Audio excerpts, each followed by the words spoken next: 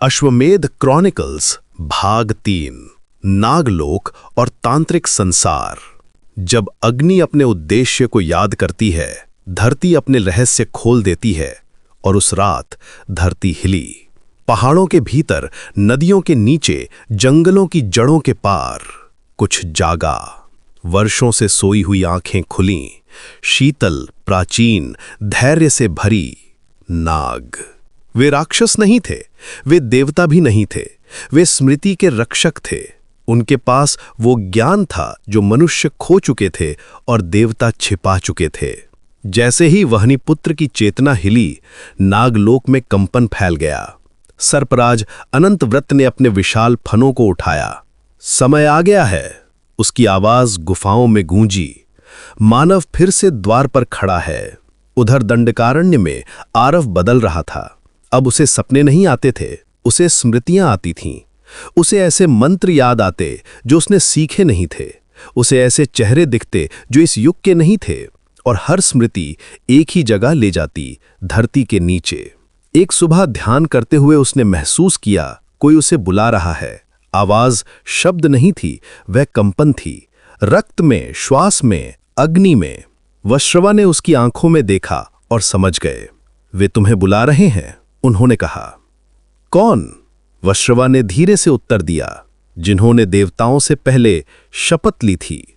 रास्ता छिपा हुआ था। जंगल के भीतर एक सूखी झील के तल में प्राचीन यंत्रों से बंद एक द्वार। मनुष्य उसे देख नहीं सकते थे, पर आरव ने देखा। द्वार ने उसे पहचाना।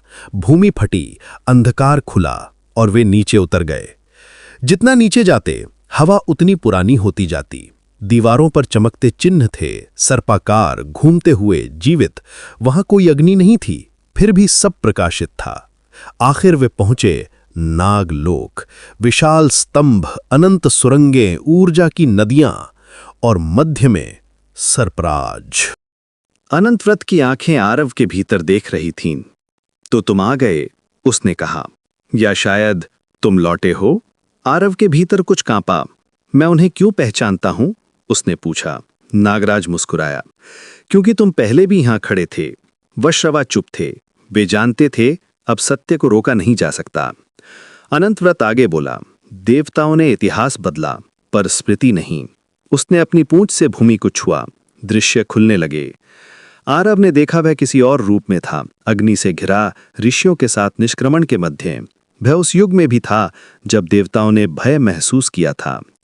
तुम हर चक्र में जन्म लेते हो, नागराज बोला। क्योंकि कोई तो होना चाहिए जो निर्णय करे, क्या मनुष्य स्वतंत्र रहेंगे या बंधे रहेंगे? आरव ने धीमे से पूछा। और इस बार पूरा नागलोक शांत हो गया। नागराज ने उत्तर दिया। इस बार देवता तैयार हैं। तभी धरती कांपी। ऊपर से प्रकाश की धाराएं गिरी। दिव्यास्त्र देवताओं ने वार किया था। नागों ने फुफकार भरी। ऊर्जा उठी। रक्षा यंत्र सक्रिय हुए। युद्ध शुरू हो चुका था। वश्रवा ने आरव का हाथ पकड़ा। अब तुम छिप नहीं सकते, उन्होंने कहा। अब तुम्हें चुनना होगा। आरव ने ऊपर देखा। उसे पहली बार भय लगा, पर उसके भीतर अग्नि भी थी और अग्नि भागती नहीं। नागराज ने अंतिम बात कही। यदि अश्वमेध पूरा हुआ तो मनुष्य हमेशा के लिए आज्ञाकारी बन जाएंगे। यदि तुमने उसे तोड़ा तो देवता मौन हो जाएंगे। आरव ने पूछा, और मैं? नागराज की आंखें दुखी हो गईं। तुम कहानी बन जाओगे। ऊपर से फिर एक प्रहार हुआ। धरती टूटने लगी। नाग सेना तैयार थी। वश्रवा ने फुसफुसाया, भाग्य इंतजार नहीं करेगा। आरव ने अपनी मुट्ठी भींच ली। स्मृतियां लौट रही थीं, शक्ति जाग रही थी। और युद्ध अब रोका नहीं जा सकता था। जब अग्नि निर्णय लेती है तो संसार परिणाम झेलता